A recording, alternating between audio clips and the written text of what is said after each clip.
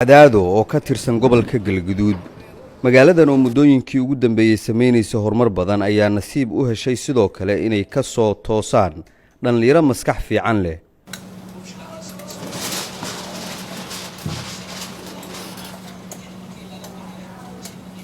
kani waa Axmed Dable oo sameeyay diyaarad dhameystiran hase ahaatee wali duulimaadku u dhiman yahay. hawshan waxaan bilaabay 2012 magaalada Cadaadaan ka bilaabay xilligaas maamulka xameed halkan ka jiray waxaan ku bilaabay diyaaradda yarta hadda horteena taala waxaan go'aansaday inaan wax isku dayi karo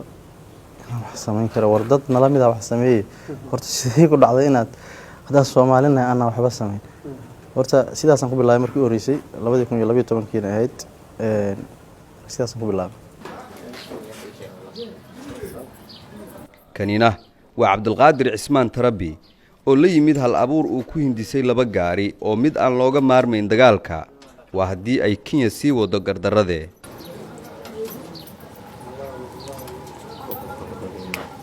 maalmaha kamid waxaan ku fakaray maalin kasta waxaad ku adeeg doonaysaa baabuur uu sameeyay dawladda kale ma garad isku day horta mid adigu asamaysatay inaad horta bal ku nacfisid alxamdulillah ilaahay uu guuleeyay waa sameeyay waana ku nacfiyaa oo gaarigaas guudan oo aragtay kaas weey markii hore aan sameeyay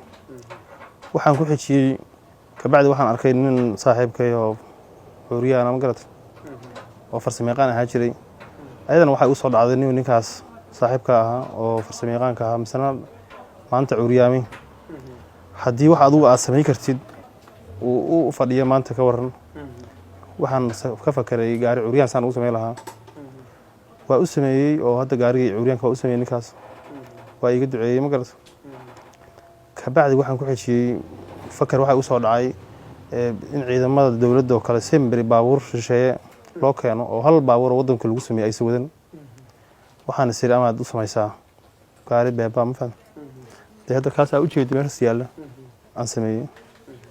oo diyaar gareyntiisii iyo wareejintiisii ay dhamaan kaliya dhalinyaradina waxay u baahan yihiin gacan qabasho iyo in lagu taageero hal abuurkooda